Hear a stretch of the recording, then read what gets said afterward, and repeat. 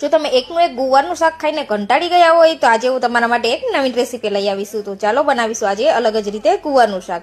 તેના માટે આપણે 250 ગ્રામ ગુવારને આ રીતના તોડી લીધેલો છે. ગુવાર કૂણો એવો જ લેવાનો. આ શાક ફટાફટ બને તેના માટે આપણે કુકરમાં બનાવીશું. તો તેલ ગરમ થાય એટલે તેની અંદર આપણે રાઈ, જીરું અને હિંગ એડ કરી દઈશું. ઝીણું સમારેલું લસણ એડ કરશું. લસણ થોડું સતરાય એટલે તેની અંદર આપણે ગુવારને ધોઈને એડ કરી દઈશું. અને ગુવારને પણ આપણે 2 થી 3 મિનિટ માટે સારી રીતે થવા દઈશું. 2 થી 3 મિનિટ પછી આપણે તેની અંદર હળદર, નમક અને લાલ મરચું પાવડર એડ કરી દઈશું. પછી બધી વસ્તુને સારી રીતે થવા દઈશું.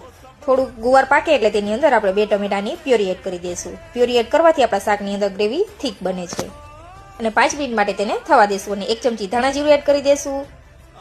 અને મીડિયમ ફ્લેમ ઉપર આપણે શાકને થવા દઈશું. ત્યાં સુધીમાં આપણે ઢોકળી માટેનો લોટ તૈયાર કરી લઈશું. તો અહીંયા આપણે ઘઉંનો લોટ અને ચણાનો લોટ લીધેલો છે. તેની અંદર લાલ મરચું પાવડર, ગરમ મસાલો, ધાણા જીરું પાવડર, હળદર પાવડર, થોડી હિંગ અને 1 ચમચી તેલ એડ કરી દઈશું.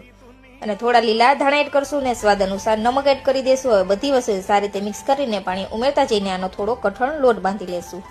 તૈયાર થયેલા લોટમાંથી આપણે મીડિયમ સાઇઝની ઢોકળી બનાવી લેશું. આ રીતે આપણે નાની નાની ચપટી ઢોકળી બનાવી લેશું. 5 મિનિટ પછી આપણે શાકની અંદર 1 કપ પાણી એડ કરીને 3 વિસલ કરી લીધેલી. તો આપણું શાક બનીને રેડી છે. તો હવે શાકની અંદર ફરી આપણે અડધો કપ પાણી એડ કરીને એક બોઇલ આવવા દઈશું. એક બોઇલ આવી જાય શાકની અંદર એટલે આપણે ઢોકળી એડ કરી દઈશું. ઢોકળી એડ કરી દઈ પછી ફરી 5 મિનિટ માટે શાકને થવા દઈશું. ટોટલ 15 મિનિટ માટે શાકને